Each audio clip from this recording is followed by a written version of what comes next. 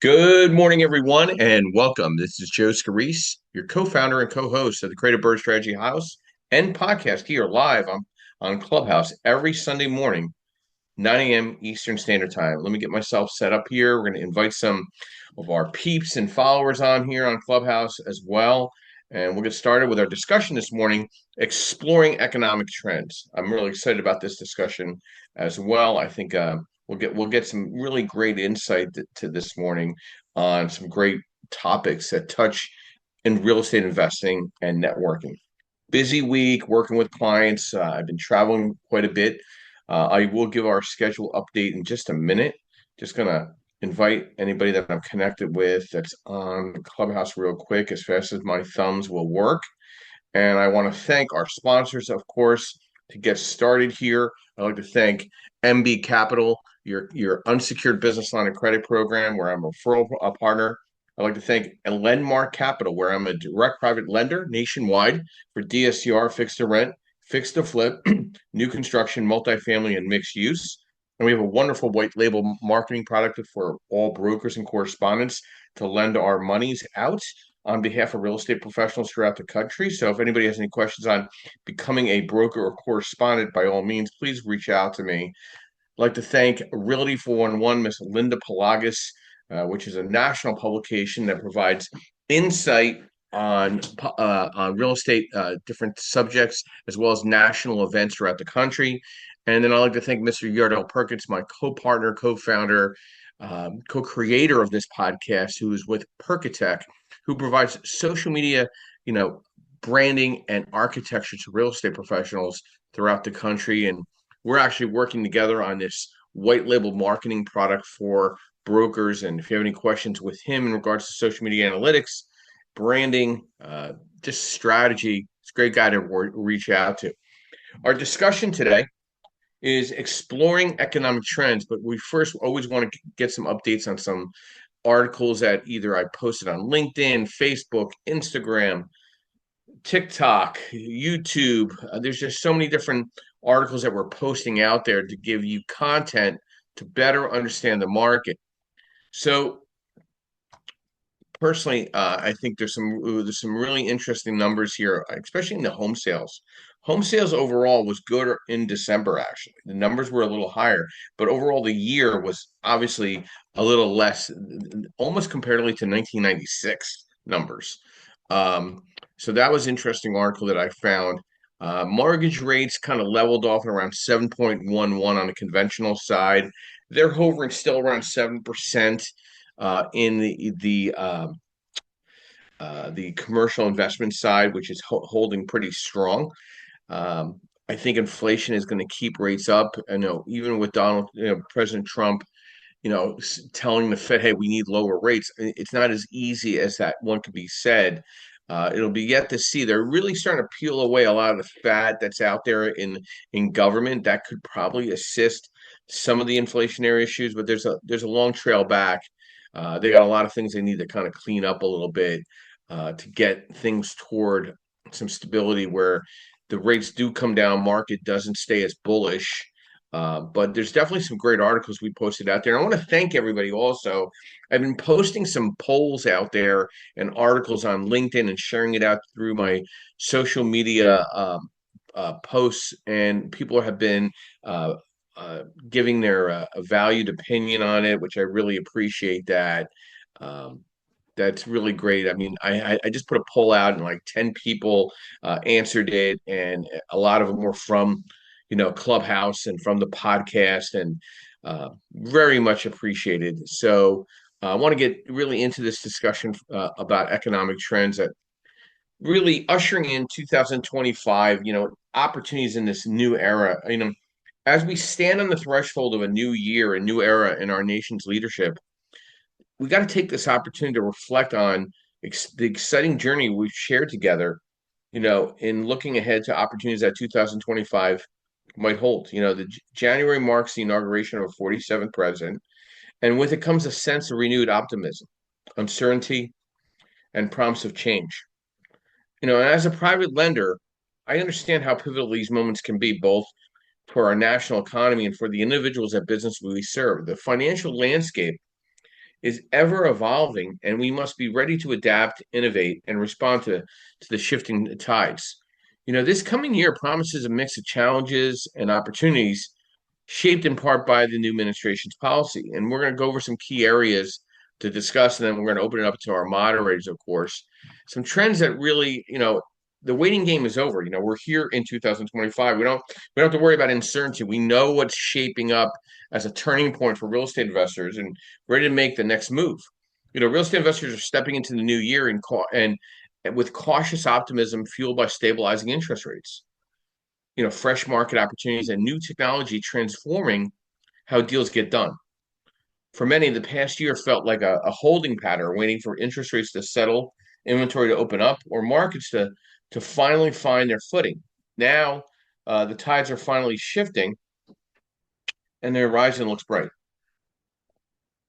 for those who are ready to adapt. And whether you're a seasoned pro or dipping your toes in the real estate investing, 2025 could offer various challenges and opportunities that might impact your strategy for years. Staying ahead of the curve is key. And what's next? Interest rates are finally leveling out, right? After years of volatility, interest rates are showing signs of stability. Recent Federal Reserve rate cuts are easing borrowing costs. And while not returning to the record low rates of the pandemic, the new normal is much more investor friendly. This creates room for more market activity, benefiting buyers and real estate investors. It's now is the time to reassess your financial strategy, whether you're eyeing a fix to flip project or expanding your rental portfolio. Understanding your numbers will be critical as competition heats up in a more stable environment. Housing inventory, slow but steady improvement. Housing inventory has been tight for years, but there's a faint light at the end of the tunnel. Gradual increases in new construction and are starting to add supply, which could help ease home prices, particularly in markets where affordability has been challenged. That doesn't expect a flood. We don't really expect a flood of options all at once, but there's still a long way to go before demand and supply fully balance out. For investors, this means opportunity. Buyers are still hungry for move-in ready homes, making value add projects like the fixer uppers or a winning strategy. Think of it as a meeting demand halfway, and you'll bring your vision and buyers bring the offers. Obviously, smarter tech, faster deals. Imagine walking into a property within minutes and knowing exactly what the renovations are feasible and what returns could look like, right? That's not just possible, it's happening. AI and data-driven tools are revolutionizing real estate and helping real estate investors identify properties and estimate renovation costs, predict ROI, and secure financing faster than ever. On the lending side, tech-driven platforms are streamlining approvals, giving investors the confidence to move quickly in competitive markets. Expect these tools to become more integrated into your daily workflow. If you're not leveraging technology to make smarter, faster decisions, you're leaving opportunities on the table. This year is going to be embracing tech isn't optional. It's how you stay ahead. And flexibility is your friend. The market's recovery is uneven. The local dynamics matter more than ever. Previously hot markets like Florida and Texas are cooling off, while others are picking up steam for real estate investors. Flexibility will be necessary. If you're new to investing, start small. Cosmetic fixes or short-term holds can help you learn the ropes without overextending. Experienced players might consider a dual strategy, prepping properties for sale, but keeping rental options open in the case the buyer demand doesn't pan out as expected. Being nimble isn't just smart, it's how you thrive when market shifts. A resilient investor mindset. Investor sentiment is looking up in 2025, a mix of lower rates, improved affordability, and more accessible opportunities has many cautiously optimistic about what lies ahead. The mood is hopeful, but not without a dose of realism. For those entering the real estate market, moderated preparation is essential. Partnering with experienced lenders and advisors who will understand your niche market can help you spot opportunities early before they hit the mainstream. Merging markets beyond the usual suspects. Big cities aren't the only places with ample investment opportunities. Smaller markets with growing population, strong growth, strong job growth. 1 second to see somebody trying to do some spam. Just block out Mr. Coach David Mason and delete his stuff out. Sorry about that. Bye-bye. All right. So don't overlook suburban and outlying areas. Either with remote work sticking around, more renters are leaving city centers in favor of quieter, more spacious options. For investors willing to explore, these markets offer the potential to diversify portfolios and tap into under the radar growth. What does this all mean? The real estate market is entering a new phase in 2025, one where bold moves, smart strategies, and the right partnerships can make all the differences. With stabilizing rates, evolving market dynamics, and tech leading the way, the opportunities are endless for those ready to adapt. If you're scaling up your existing real estate portfolio, you're just getting started. Now this is time to act, learn, and grow. Are you ready for 2025? Is this your year? So some thoughts to think about to get the discussion working on exploring economic trends.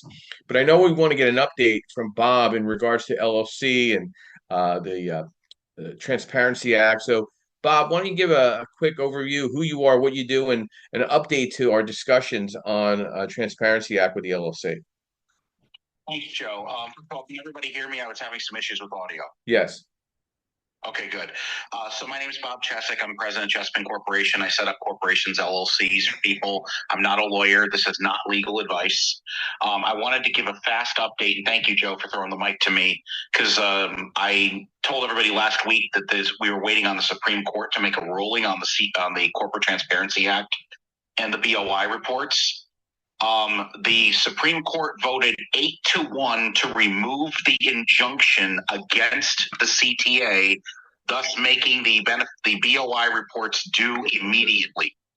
However, there was a surprise when FinCEN made the formal announcement on Friday. We were waiting for FinCEN to announce that they are going to start enforcing again. The announcement was that apparently off the radar, another court case from a different federal judge in a different court in Texas issued a separate injunction on January 7th, and FinCEN has determined that while the original injunction has been removed, the Supreme Court did not only narrowly ruled on the first injunction, not the second one. Therefore, the BOIs are still officially voluntary. And at this point, as far as we know, there is now a second injunction against the BOI reports despite the Supreme Court's ruling. And the Supreme Court's ruling was only in effect until the original case was heard on March 25th. So stand by, folks. We're not done with this from a long shot. But as of this moment, you do not need to file a BOI. There is no penalty for failure to file. You may elect to do so voluntarily, just in case the injunction gets lifted without warning. I know people are going to have a lot of questions about this, and I do not want to go away from the main topic today. So when Joe closes this room today, I will open a separate room up independently of this one around 10 o'clock or whenever he closes out, where I will get into more detail about this and take some Q&A from the audience. So if you have any questions, please hold them for the follow-up room or for my room that I do later this week called the Business of Real Estate. Joe, that's it for the CTA BOI update. So, Bob, how do you see this impacting the real estate investor in 2025? Like, what do you see? How do you see this? How will it shake out, over the year and into the next couple of years? Like, what does this do to the newer investor? What does this do to the more seasoned investor? Is it just forcing people to get up to date, or they're going to kind of get pushed to the side? What's going to be the end up result here? Well, the result so far of it has been, and we're finally starting to get the numbers from 2024 on a nationwide scale. There has definitely been a noticeable drop off in the number of people forming LLCs, because while admittedly this is a little bit misguided because of a lot of misinformation, one of the main reasons people form LLCs is not just for the legal protection, it's also because they're trying to maintain a degree of anonymity. And the CTA effectively takes that barrier, or takes that away. Now, while the CTA, the BOI reports, which are part of the CTA, sorry, I'm using so many different phrases here. While they are not public information, financial institutions are going to have to start doing due diligence checks against them. And some banks are already requiring copies of the BOI transcripts. And if you didn't download one when you filed your BOI, now you have a problem, because you cannot get one after you file. But so it's going to impact financial institutions and transactions. But also, as a result of this, several states, starting this year with Pennsylvania, next year with New York, and a handful of others, are now starting to require public disclosure and transparency of LLC ownership and management. Pennsylvania launched their system as of January 6th. Annual reports are now due for all LLCs by September 30th. If you don't file and you're 6 months late, your LLC is canceled by Pennsylvania. Next year, New York will be launching their own version of the CTA, which is independent of the federal government, and it's going to be even more. It's going to even offer more disclosure publicly, including the home addresses of the owners of LLCs. And there's not going to be a way to protect your personal information from that. Neither Pennsylvania nor New York offers an opt-out option. It's full public disclosure. So the bottom line being, it's giving real estate investors a lot of pause as to whether or not they want to form LLCs because of the simple concern of how much information about them personally is going to enter the public domain.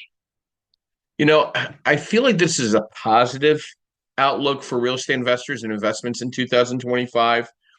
I feel like it's going to weed out the bad element, and I could see a rebound in the investment space because there's so much money now in the LLC lending landscape. And the rates are very strong and stable for investors to get their head wrapped around this. I mean, I almost think it's going to maximize the renter capacity of for the investor and the landlord and lower the consumer interest in buying properties because it's going to make everything very professional and clean for the LLC and for the ownership of that LLC. I mean, Bobby, you can remember 10, 15 years ago, it was whispers in the wind for somebody that can get an LLC refi or purchase. Now that's the most common loan ever being done, right? I mean, like you don't know anybody that's not doing a DSCR or a fixed to rent or fixed to flip in the LLC. So what does this do to the new investor? They won't know any better other than the right way, correct? Yeah, that's correct. And one of the things about it, and I saw it flashing through the comments here, there was the questions about personal safety of the owners, and the answer is that it was decided. To whoever posted that, just FYI, it was decided that the public interest of knowing who runs the LLCs and where they reside was deemed a more important matter than the personal safety of the owners of the LLC. You might not like that answer, but that is the answer. Yeah. But as far as, yes, you're correct. When people start the LLCs now, they're going to have to, and corporations for that matter, I should note corporations are wrapped up in this too, as well as LPs if you go that route. We're not talking about trusts, they're a whole different animal. But generally speaking, this is going to make it a lot harder for somebody to hide behind a cloak of secrecy. If you have a bad land, I mean, one of the reasons that New York passed the law was literally to weed, and this was the governor of New York stated this, whether you believe it or not. Her comment was, we have so many slumlords and bad landlords who are absentee. We're going to force them to publicly disclose themselves so their tenants can find them. That was her exact rule. I'm paraphrasing, but you get the point. So actually, the New York version was specifically targeted at real estate investors, but it's a wide net for any LLC. But what you're going to see now is people are going to have to be more thoughtful in the creation, operation, and management of the LLC, and they're just going to have to be more transparent that yes, this is this is who we are. Yes, this is our business. But what it will also do is, like you said, Joe, the bad actors are going to get called out on it real quick. And I think you're probably going to see an exodus of a lot of, for lack of a better phrase, bad LLCs. Yeah. They're either going to be abandoned or closed. I'm already seeing that. I'm getting a lot of shutdown requests, particularly in Pennsylvania, because they don't want to disclose the personal information in the annual reports. Mm-hmm. New York will probably follow suit next year. But right now, what I'm going to see for you personally as a lender is you're going to have a much cleaner process vetting who you want to lend money to. And people will have a much cleaner process vetting who their landlords are going forward if they're doing rentals, or who their deals are. So basically, you'll now be able to have a check and balance system to make sure that who you're talking to is actually who you're dealing with. Yeah, I'm seeing in the foreign national loans. I have quite a few being submitted this week, and the detail behind foreign national loans now in the LLC has gotten very interesting. We I have we had a lot of concerns about a couple, loans coming in, and we were able to kind of really dive into what was needed, and a lot of loan officers just don't know. So we broke it down for a couple LOs because they're getting into the foreign national space. But at the same time, the asset-based lenders want to be cautious. They just don't want to lend to any foreign national because, again, we want full transparency because we're balance sheeting these loans, in the new year. And the trends are telling us the buying for multifamily and suburban migration affordable housing demand is only going up. So suburban growth is moving up. Affordable housing investments are needed more than ever. Workforce housing, affordable rental units. Um, and I think with what Bob's discussing today and what we brought into some economic trends, you don't have to stay in the urban settings. You don't just have to go into the cities to make money as a landlord. There are some massive opportunities in the suburban markets. I'm going to give you a great example.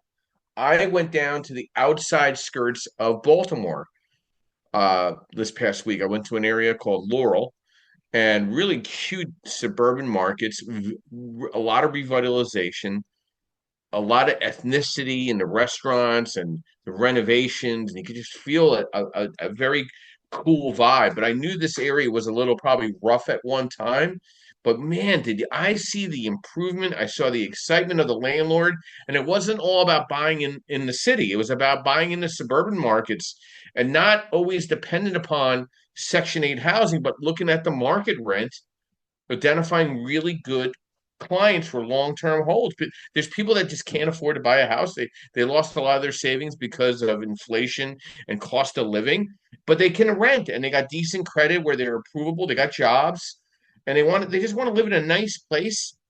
There's a very interesting blend of people now. There's the individual that wants to live in the eat, work, and live environment, have a nice little co-working space for themselves, have potential gym in the place, eateries down below in the retail space. And then there's the person that wants that single family row home with a little backyard, have a little garden. And then there's the people that want to live out where they can work remote, be convenient to transportation, but yet having the convenience of a quiet environment. There's such an interesting blend of your type of renter now. It's not just like, hey, I'm just going to go buy in the cheapest area in the hood and rent to the lowest form of renter and take all the risk on. You don't have to do that to make money in in the investment space. You don't have to do that anymore. And this is the thing, lenders don't want to do that either. You don't think we're looking at crime stats? We're looking at concerns about the government in those local municipalities that are not doing well. We're looking at all that. We're doing a whole full look around. Yes, we're going to make sure that our loans stay safe and our clients stay above water. So, sustainability is key. Okay. Market specific trends right now. I'm seeing Southeast markets like Nashville, Atlanta, Orlando continuing to attract new residents and businesses, creating opportunities for residential and commercial investments. Southwest expansion. I see markets like Phoenix, Las Vegas benefit from population growth and strong rental demand. Making these prime locations for multifamily and single family rentals. And then there's the Midwest affordability. Cities like Indianapolis and Kansas City are gaining attention for their affordability and stable rental markets, appealing to value-focused investors.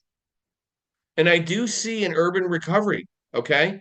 While suburban growth remains strong, urban markets are showing signs of recovery, particularly in cities with robust financial services, and tech industries.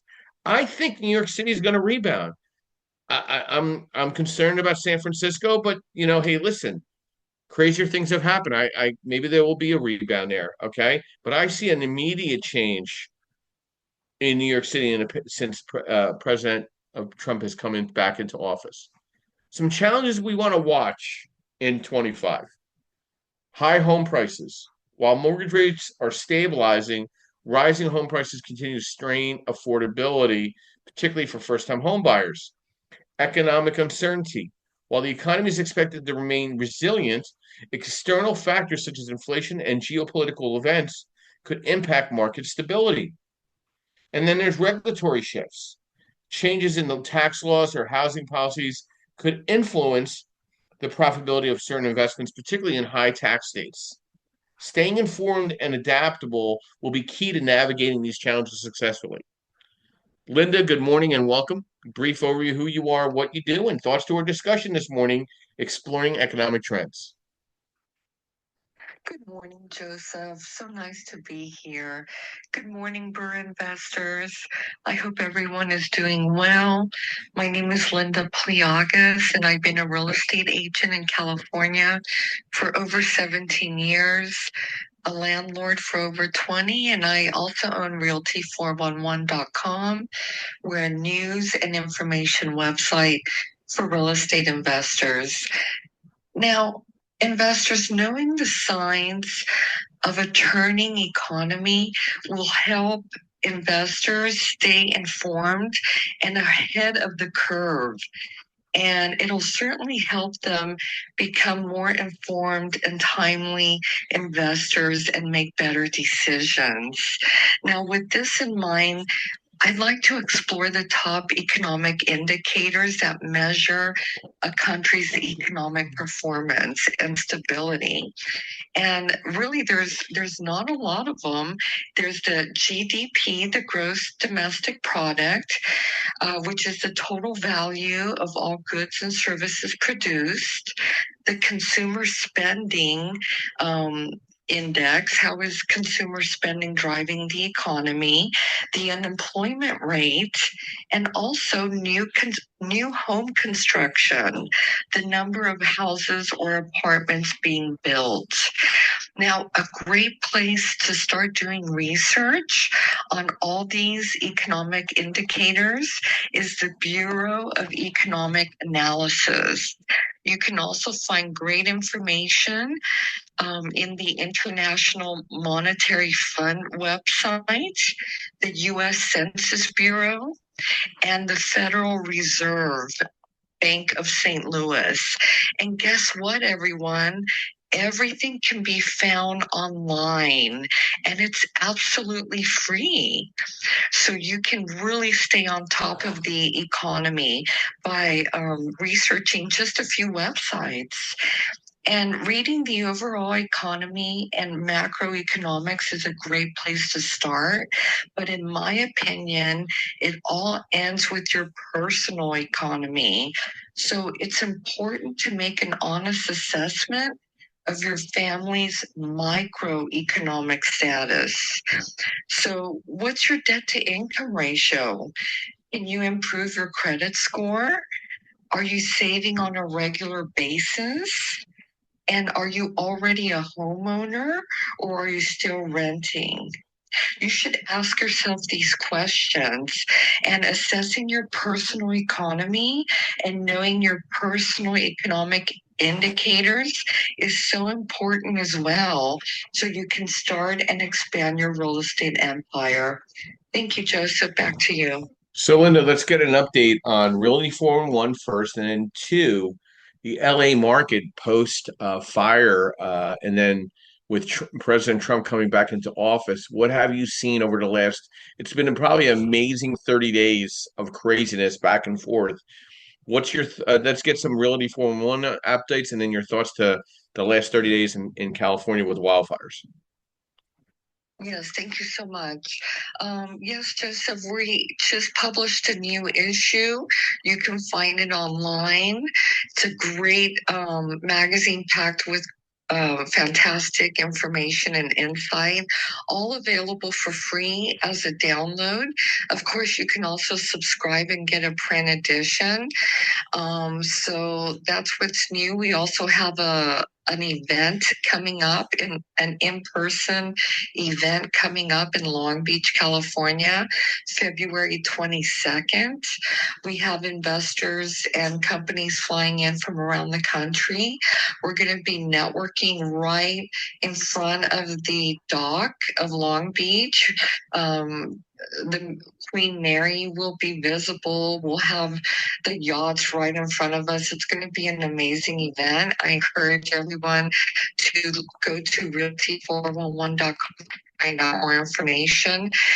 In regards to the Palisades fire, oh wow, what a terrible disaster Southern California is going through. It's an absolute mess.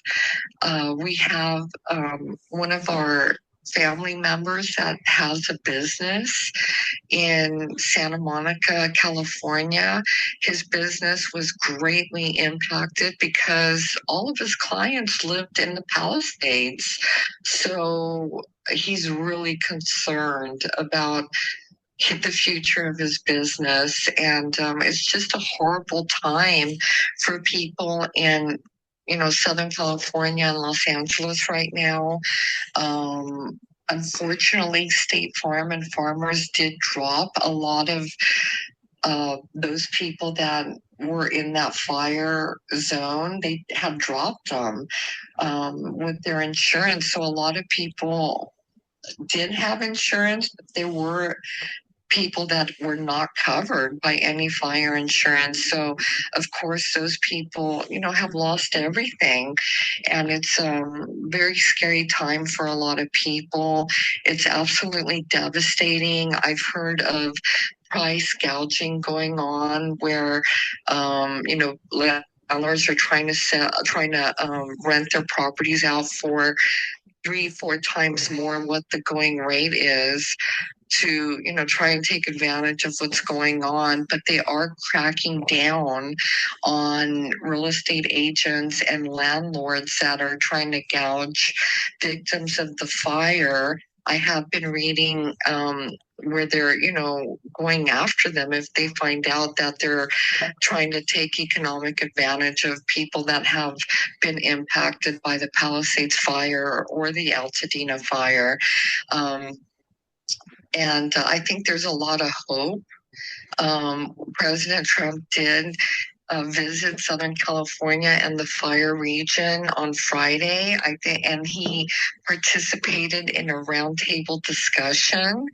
I think that brought a lot of hope to people in Southern California, knowing that their plight is being taken seriously and that the president himself came to the area to not only assess what's going on, but to try and find solutions with the mayor of Los Angeles and with the other political figures that run this city. So I think that was a wonderful move that happened, and that's definitely going to create a lot of hope for people that are hurting right now in the area. It's good to know. I appreciate the update, Linda. I was obviously very concerned, and prayers were being put out to you and your group out there, because I know that's like when I was out at the LA RIA, that's probably within miles of where the fires were impacted the most. So it'll be interesting to watch predatory activity out there at the same time. Yes, thank you so much, Joseph. We really appreciate your prayers and your thoughts, everyone. There are a lot of people hurting, and we just really appreciate the fact that our government is taking it so seriously and really responding in a quick manner. That makes a lot of difference for people. Thanks, Linda. This ties into real estate investing financing trends going into 25. Understanding alternative financing. There's a lot of information being thrown out in Facebook, LinkedIn, YouTube. But at the end of the day, asset-based lending is going to be the primary focus for real estate investors in 2025. I'm predicting 70% of the single family through four family refinance or purchase of DSCR will be done with an asset-based lender in lieu of a bank. So where are the banks left to work on, right? You wonder, like, okay, if there's so much money in our space, what are the banks left to do? Well, there's SBA, there's a certain type of mixed use properties, but there are now some mixed use DSCR products coming out. I just saw a new one coming out for 1 through 8 units for mixed use, as long as it's favored of 51% or better of rentable square footage for of residential to commercial. So that was interesting to watch and see. It's 30-year fixed money. So that was something I saw just roll out in the last month, in 2025, which was not available in 2024. I see an increase in construction money, and I see rates leveling off and coming down. Right now, construction money is as low as 9.5% for a client with a certain type of credit and experience in the last 8 years. And the emphasis on refinancing, I was with a colleague of mine, Yordell Perkins, Perkatech, at an event yesterday afternoon, and it was about 15, 20 investors, young investors in the Philadelphia market. And man, they couldn't get anybody on the phone to talk about DSCR. They could not get anybody to discuss, pricing. I popped my laptop up and showed them how you price a loan out. I mean, they were like, wow, this is great. Emphasis, they were so excited to understand the visual opportunity that could be out there, working with somebody. And I'm like, yeah, man, this is how it works. So I'm really starting to pay attention to what clients' needs are. It's becoming so apparent they're not either being educated or provided accessibilities to the lending options that are out there. So, these type of sources that we're offering here on the podcast and through Clubhouse is giving real estate investors an overall outlook for where property investment will be in 2025. There's going to be challenges like affordability and economic uncertainty remain. But the market outlook overall, I think, remains really positive with stabilizing mortgage rates and growing demand fueling optimism. Understanding these trends and leveraging innovative financing solutions will be vital for investors to capitalize on this year's opportunities. Whether pursuing single family through four family, multifamily meaning a 5+ unit, maybe looking at mixed use with a commercial blend to residential, maybe looking at fixed to rent or fixed to flip. I have a client right now, like he does everything fixed to flip. And if he doesn't sell it right away at the price he wants, he takes it off the market and immediately refinances it and occupies it with somebody. He takes the chance of flipping the property, but it's not always going to work out. Stephen, good morning and welcome. Brief overview who you are, what you do, and thoughts to our discussion this morning, exploring economic trends. Yeah, this is Steve Franco. I'm a broker and investor up in northeastern PA, and actually this is a really exciting time up here in throughout Pennsylvania, because the change in the law for wholesaling means that the trend is going to be, well, the law now is that for residential wholesaling, you have to be a licensed agent working with a broker. And of course, for my business, that's great because I'm one of the few brokers leaning into that audience instead of leaning away from it, saying, get your license, join my firm, or if you're a broker who wants to do wholesale or whatever, let me partner with you and kind of hold your hand through it. And what we're seeing around here is honestly no slowing down of the unlicensed bad wholesalers yet. I don't think this law is all that effective, but hopefully the enforcement will be. But what we're seeing around here on the economic trends is really continued growth. And obviously it's, there's a lag between elections and what changes, but is more commercial development, means more housing need, means more all the way down the line. And actually, I've just been looking into a new market a little bit south of me where commercial development continues. They're kind of out of housing. And so it's really going to be an exciting time, I think, in the affordable market, in the affordable housing space and mixed-use space, and also self-storage space, because in a market like this, there's not a lot of storage built into the houses. I don't know how else to say it. They don't have closets. They don't have, a lot of times, they don't have basements or attics. So you're kind of stuck. So when you have increased occupation of the houses, you have increased need for self-storage. So it's going to be a fun time. I think the rates are going to be interesting. And my only real concern is really going to be in terms of what the various, I guess, sideline political stories that are coming out, how that confuses the average person. I don't think it's going to affect the investor category, but what does that do to the surrounding areas? I do have a little bit of concern. I don't mind the BOI. I already did it, but I'm a little wondering why there was such a low cap on the corporation size set. And I'm a little concerned why small homeowners were forced to put their home address in. I understand being able to find the bad actors, but the bad actors are going to lie anyway. For those of us who rent in the smaller spaces, it could be a safety issue. There could be a bad tenant or a bad boyfriend or whatever. So I did it, whatever, fine, I don't care. But I did sort of raise my question: how come it's only the smaller companies have to do it, and how come we have to put our home addresses out there? We literally have to let a mistake we might have put into our apartment become a problem for our home family. Well, I'm going to go back to first I'm going to say, let's talk about your market. Your rural settings are now becoming your suburban settings out where you are, and you're getting a whole influx of newer investors, out-of-state landlords, as well as in-state landlords, but more on the out-of-state landlords. And I think for the LLC transparency, and this will be a defense of, maybe Bob will give some additional insight, is there's some really bad out-of-state landlords. And I think that's where I think some of the concerns might be here, because of asset-based lending.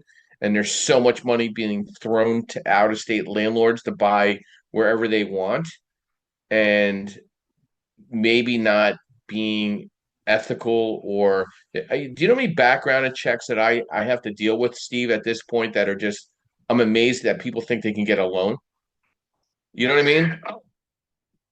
Well, I fully agree with that. And let me be clear. Give the information to the entity, to the government, to BOI, no problem. Put a barrier to keep the individual from getting it who isn't qualified. Let the loan officer get it. Let them get it. I don't care about that. Yeah, I'm trying to think about where the happy middle is. Bob, do you want to give any additional insight before we go on to the other moderators?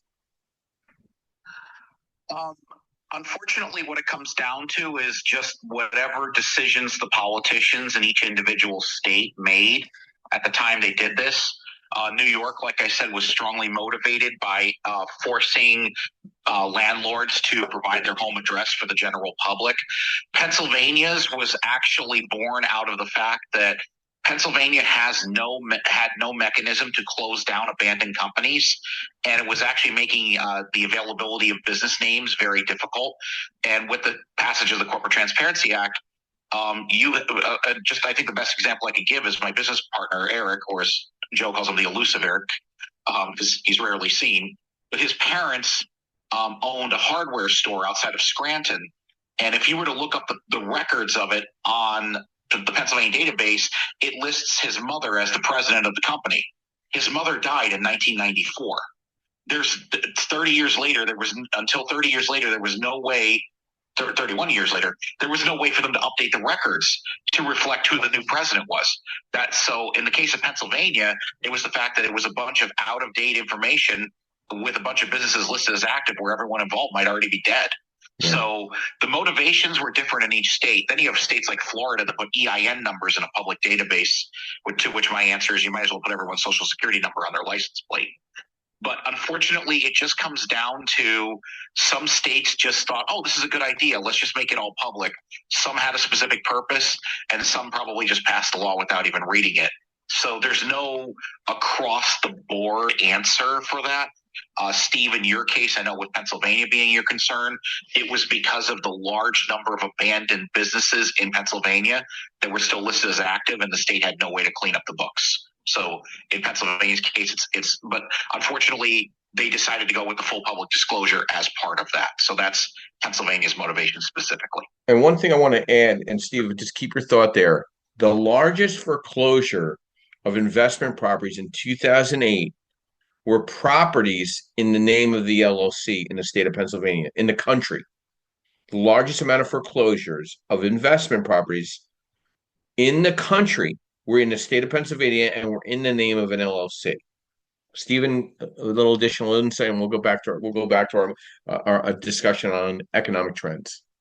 Well, my first thought when you said that is, let me have that list. I'll go after those properties.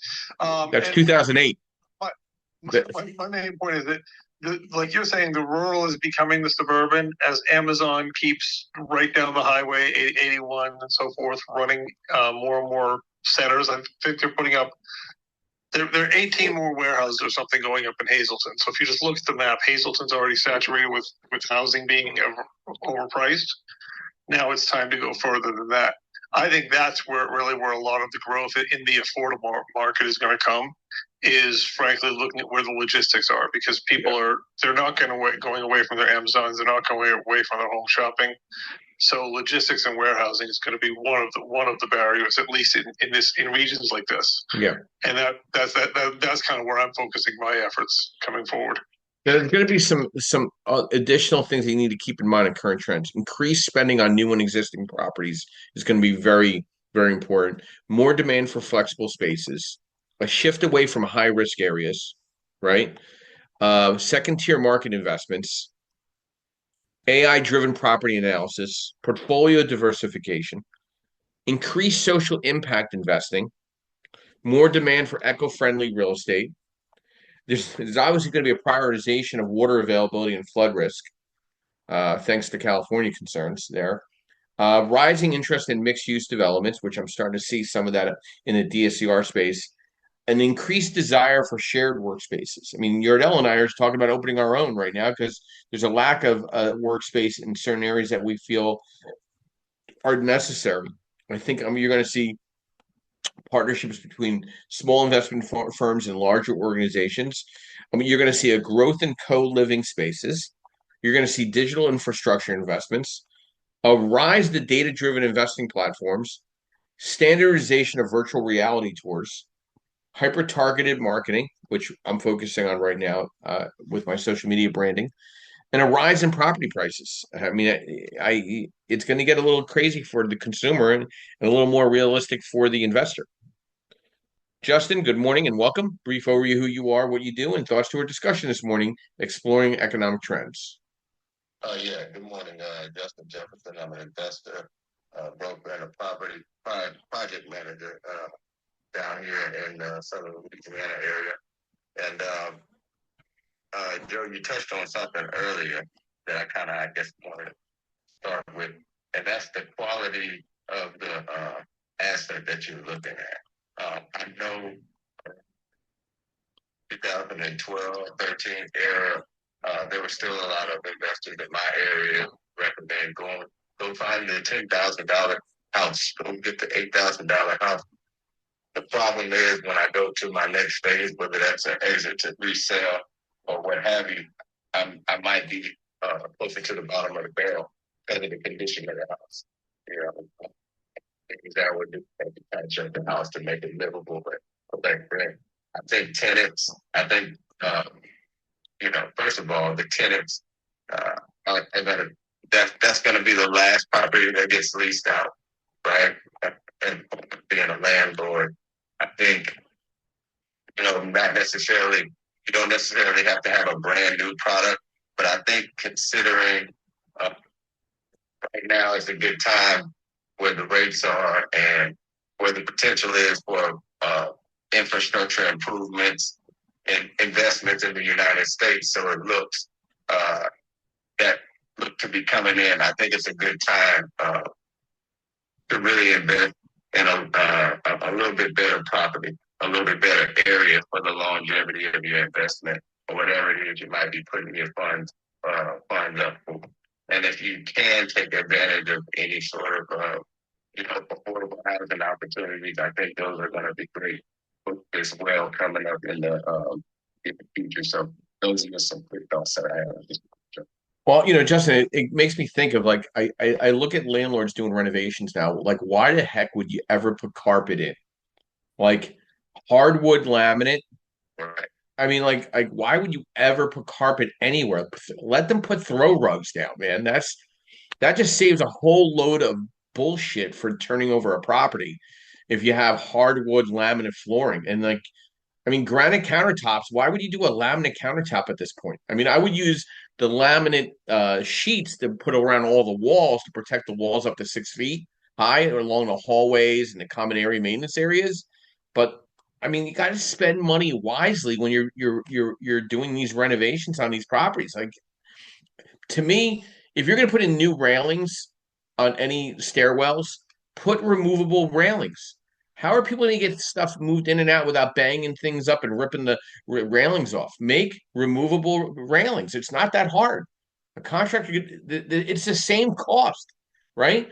You have to be dynamic and ever evolving, shaped by shifting economic conditions, trends. Real estate investors have to stay agile and adaptable every time a new year comes.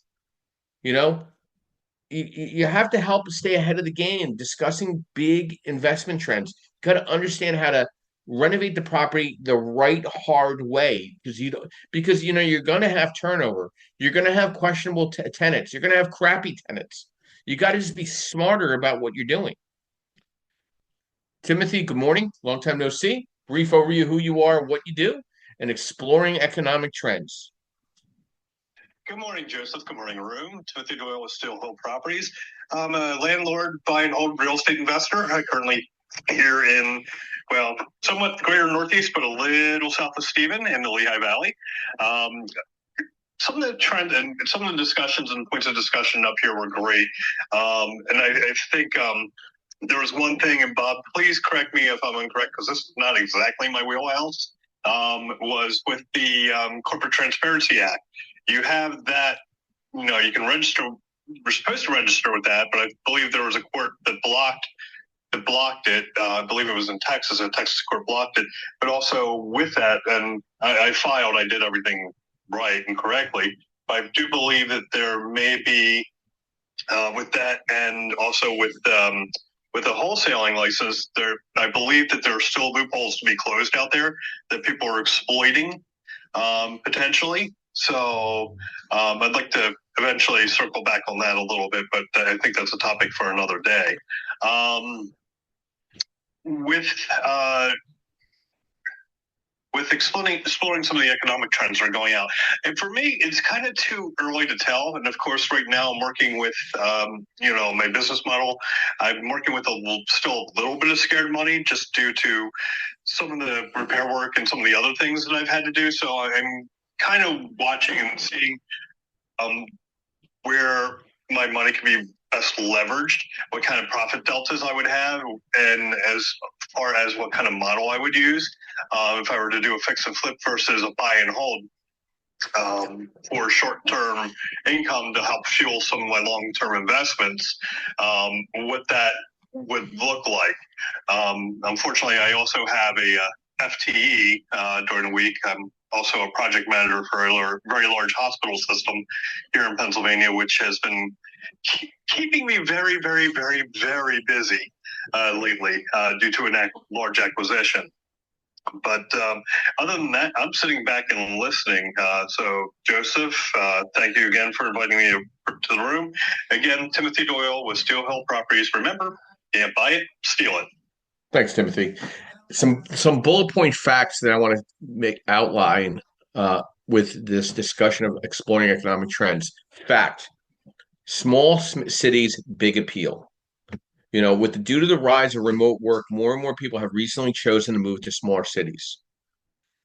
Fact: renters on the rise. Goldman Sachs research says home prices will continue to increase as the Federal Reserve cuts interest rates, making it more difficult for the younger generation to purchase homes. Fact, shifting focus on tenant experience. Tenant experience refers to the various aspects that impact an occupant's time in a rental property.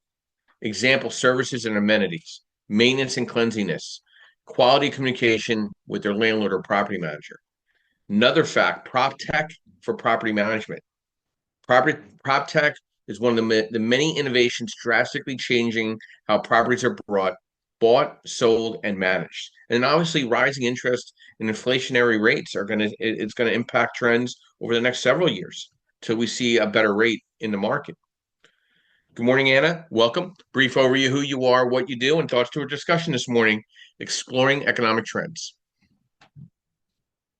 Good morning. I'm Anna Marco. I'm a listing agent and mentor and investor here in Chester County, Pennsylvania.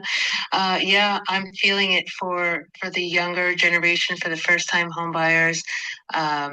Also, as being an investor and spending my day yesterday in Middlesex County, New Jersey, it is horrendous for anyone who needs or wants to buy a first home, a single family, itty bitty something, is really just crazy. Just to give you like an example, we looked at a 2-bedroom, 1-bath, 1,100 square foot single family home that was within 500 feet of power lines. Right. And so I couldn't believe that that open house was ridiculous. They already have multiple offers. No one seems to even care about that it's in there, right there in the backyard. And they're just going to pay a ridiculous amount of money for it. And it just, at long term, it just doesn't make sense. Like, is that going to be a regrettable buy for that particular buyer in, whatever, 5 years, 6 years, when they want to go sell it? If the market's not continuous to, being this ridiculous, at what point was that just like not a smart buy where you're going to lose money? Yeah, we're in Middlesex County, if you don't mind me asking. So I'm from Union County. Oh, yeah. This particular house was in South Amboy. In fact, if anyone on here is doing any wholesaling in that area, can maybe, anything off market, I am looking. It would be a cash offer.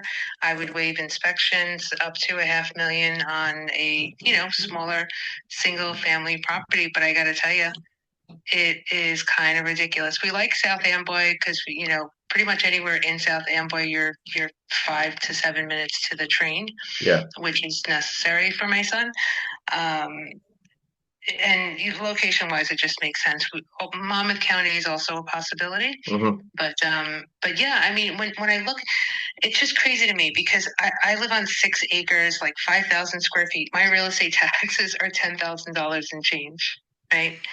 These $500,000 homes have real estate taxes of like $8,000 and $9,000. It's just crazy. Like, how does a young person, a young couple, a family, like how, when you're looking at 20% down on any one of these homes, your pity payment is, $4,000 and change. I just don't understand how they're doing it and how they're all rushing to buy it, right? Like, it's, at the end of the day, it will always be a 2-bedroom, 1-bath. Right. Yeah. Unless you put on a solid addition, which this house does not call for it. Like, you just talk about wasting even more money, right? It would rent for $2,500 to $2,600 a month. The numbers just don't make sense. And yet it gets worse and worse. I'm like one of those terrible buyers, who's waiting for the market to change. And it's not that I'm waiting for it to change and I'll pay more and I'll spend more for the right house. I just can't get over the crap that people will buy. Well, it's interesting because, I'm very familiar with that entire corridor. I'm very concerned about the tax base there overall, Anna. A lot of industry has kind of left. Big pharma used to be very popular in New Jersey, and it's left a lot of small communities where the taxes have just gone completely out of control. I do agree on affordability. It's really going to be for a very certain demographic to afford, or you're going to have kids staying home with their parents. This is the highest level of children living with parents since the Depression. So New Jersey is just not a place where people are migrating to. They're migrating out of, or they're moving to the southernmost tip of New Jersey, like in Cumberland County, Salem County, Gloucester County, or Atlantic County, because the taxes, for whatever reason, because maybe the industrial warehousing down there has subsidized a lot of that tax hit, and it hasn't been as impacted. But you're an extra hour away down the turnpike, so it'll be interesting to which watch. doesn't make sense if you work in New York. No. My younger son, he's looking to rent with two of his friends in Hoboken. Don't even get me started. They cannot find a 3-bedroom, 2-bath for under $4,800 a month. Yeah. Like an apartment, obviously, not a house. Ridiculous. So basically it's a 3-bedroom, which one of the bedrooms doesn't even have a window. Like, how do you even call that a bedroom? Yeah. 1 bath. So 3 guys, like, how are you going to live with 1 bathroom? And that particular one is $4,500. So that's a little bit more affordable for them. No parking, no anything. I don't get it. I don't and I wish that they found jobs and wanted to settle here in Pennsylvania, but unfortunately, they went back to where we came from. Yeah, I get it. No, it's it's evolving in New Jersey. I agree. I mean, this year in 2025 is shaping up to be pivotal for real estate investors, especially in the mid Atlantic area, particularly focused on passive income. We're yet to see significant legislation changes that could make some economic adjustments and hopefully some technological advancements on the rise, for seeing where some of the trends go in the single family through 4-family space or even the multifamily space. I really do feel booming secondary markets are going to be something to watch out for. I think regulatory shifts impacting investments are going to be extremely interesting to watch. Tech-driven investing, risk management strategies. I think there's going to be some gold mine of opportunities in the Midwest. I think demographic shifts are driving demand. My conclusion to this discussion today is, passive investors face a world of opportunities and challenges by understanding the latest trends and leveraging advanced tools and adhering to regulations. Investors can achieve their goals, whether exploring, different type of asset types or partnerships or new investment areas. You have to accept the fact you got to evolve. I'll give you a little background on what we're doing here at L&I. We're evolving with my social media brand with the podcast and looking into Google Words instead of Google Ads, and we're looking into video clips, and we're looking into all the social media buckets. It's obviously making a difference in the inbound inquiry for the podcast. So if we're just doing it on that, can you imagine if you start shape shifting on your desire, what type of asset you're looking at, or what type of real estate agent you want to be in 2025? Do you want to work with buyers? Do you want to be investor friendly?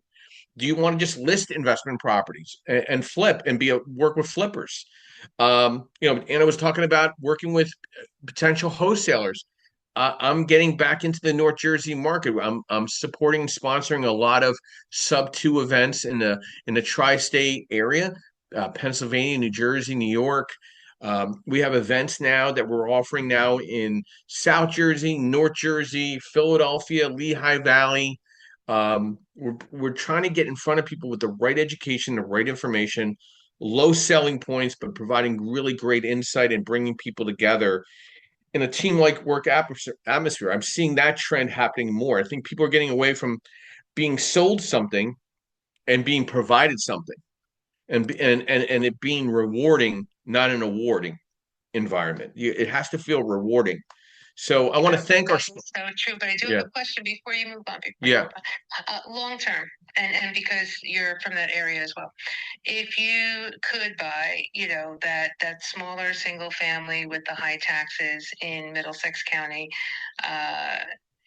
let's say 12 to 1,500 square feet, and the taxes are 8,000 or 9,000 versus and about $500,000 price point versus, let's say, going over to Monmouth County, specifically Marlborough, and spending a couple $100,000 more on a home, but the taxes are the same.